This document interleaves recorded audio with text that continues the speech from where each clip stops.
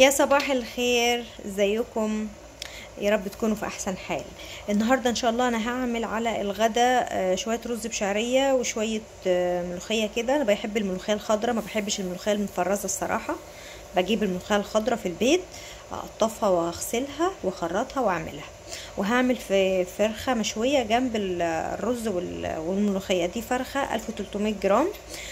بصوا انا هعملها كده في الفرن زي طريقه المحلات بالظبط. فرخه مشويه زي بتاعه المحلات. بصوا بقى الخلطه دي ولا المحلول اللي انا عاملاه ده.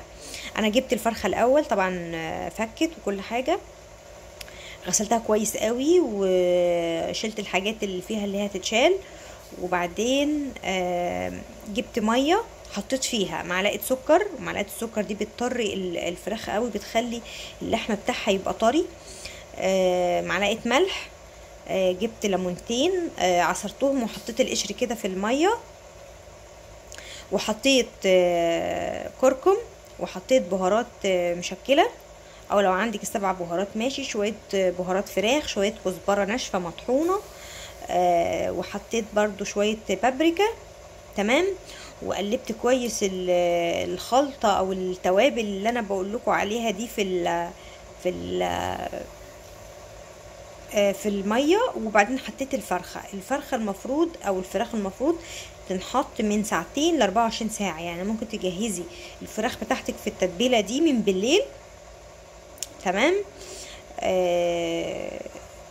وتسيبي الفراخ فيها. طبعا كل ما تسيبيها مده اطول كل ما الفراخ اللحم بتاعها هيشرب من طعم التوابل والحاجات اللي احنا حطيناها في الميه.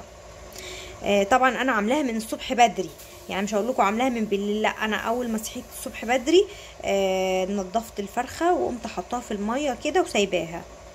يعني هسيبها بتاع حوالي 6 ساعات كده تشرب من طبعا كل شويه بقلبها على ناحيه، يعني كل ساعه كده بقلبها على ناحيه عشان ايه؟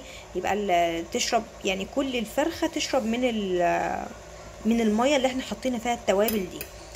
وبعدين انا هحطها في الشوايه بتاعه الفرن اللي هي بتلف، وهولع عليها الفرن تتشوي. هيبقى طعمها تحفه جدا وهتاخد لون حلو قوي. هوريها لكم ان شاء الله بعد ما اعملها واطلعها من الفرن.